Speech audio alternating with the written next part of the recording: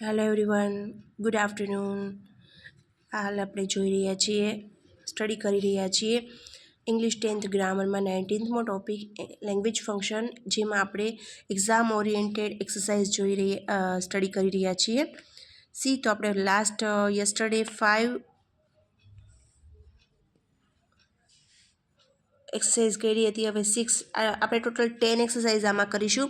પછી આવા નવા બીજા હજી 2 ટોપિક્સ છે, મેચિંગ સેન્ટેન્સ છે, એ સિવાયના બીજા 2 અલગ અલગ પ્રકારના પ્રશ્નો પૂછાતા હોય છે, એ આપણે નેક્સ્ટ વિડીયોમાં કરીશું. આજે આપણે 10 સુધીની કરશું. પછીનું તમે આના ઉપરથી સમજી જશો કે જો આવી રીતનું આપણને એક્ઝામમાં પૂછવામાં આવે તો આપણે એવી રીતના આન્સર કરવાનો હોય છે.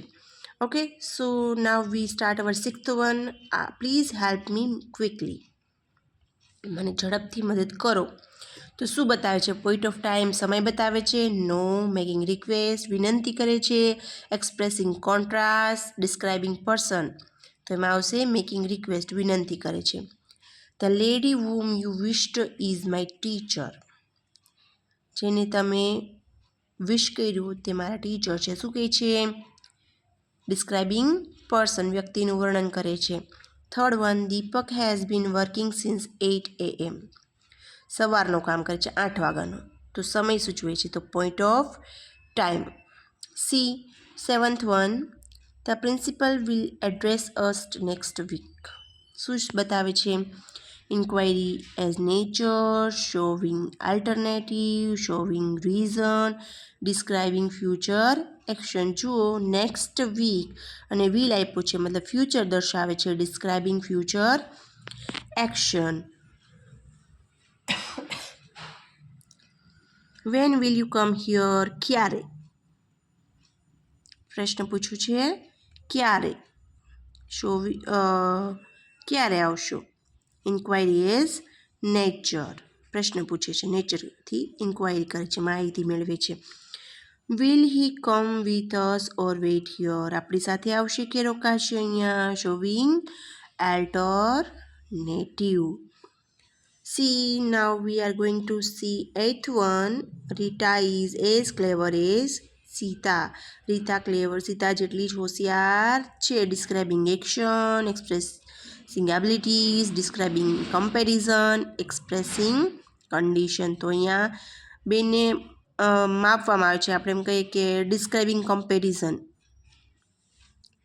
વી આર ઇટિંગ મેંગોઝ. અમે મેંગો ખાઈ રહ્યા છીએ. ડિસ્ક્રાઇબિંગ એક્શન, કાર્ય સૂચવે છે. And if you wait you can meet the doctor.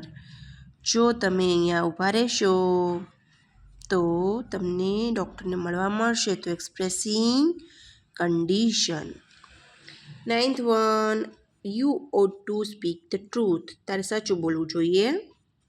Describing thing, specifying time, showing alternative, expressing advice, સલાહ આપે છે. તારે સાચું બોલવું જોઈએ.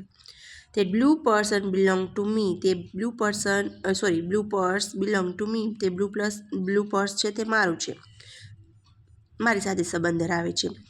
તો વસ્તુ છે, પર્સ શું છે? વસ્તુ છે. Describing thing. Next one, I will have tea or coffee. Comparison. પણ અહીંયા સ્પેસિફાઈંગ ટાઈમ નથી, showing alternative. Okay, showing alternative. 10th one, Rahul always goes for walk in the morning. સવારમાં જાય છે, સવારમાં રોજ જાય છે. જો describing frequency of action. Dev is faster than Mohan. Comparison.